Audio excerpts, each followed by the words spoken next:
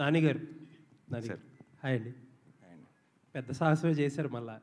ఎందుకంటే ఒక సెక్షన్‌నే అంటే కిడ్స్‌ని, ఫెయింట్ హార్టెడ్‌ని అసలు రావద్దని డైరెక్ట్‌గా మీరే చెప్పేస్తున్నారు. అండ్ నేను అడిగే క్వెషన్ నాట్ ఫర్ కంపారిజన్ ఇంకోటో కాదు. ఒక ఆడియన్స్‌కి ఒక రైట్ ఎక్స్‌పెక్టేషన్ సెట్ చేయడానికి. ఆబ్వియస్లీ వైలెన్స్ అనేది జస్టిఫైడ్ వైలెన్స్, అన్‌జస్టిఫైడ్ వైలెన్స్ మేము సినిమా చూసాక తెలుసుకుంటాం. వైలెన్స్ అనేది ఎక్కువే ఉంది. ఒక మీటర్ సెట్ చేయాలంటే ఆడియన్స్‌కి ఒక ఎక్స్‌పెక్టేషన్ సెట్ చేయాలంటే ఇప్పుడు 'యానిమల్' గాని, 'కిల్' గాని, 'మార్కో' గాని ఏ లెవెల్‌లో ఎక్స్‌పెక్ట్ చేయొచ్చు violence? Nothing to do with అండి.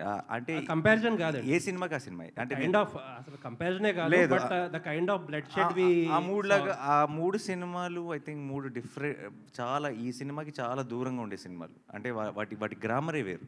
దీని గ్రామర్ వేరు. సో నేను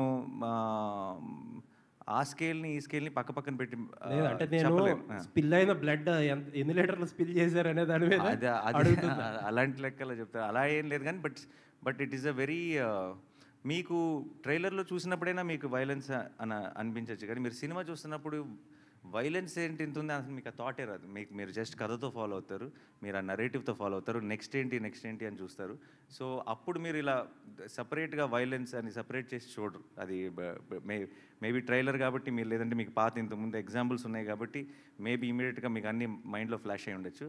బట్ ఒక్కసారి థియేటర్లోకి వెళ్ళిన తర్వాత మీరు ఆ హిట్ 3 ఆ ప్రపంచంలోకి వెళ్ళిపోతారు, ఆ కథనే ఫాలో అవుతారు, నెక్స్ట్ ఏంటి అన్న ఒక క్యూరియాసిటీతోనే సినిమా అంతా చూస్తారు. All the best. Thank you. Nani గారు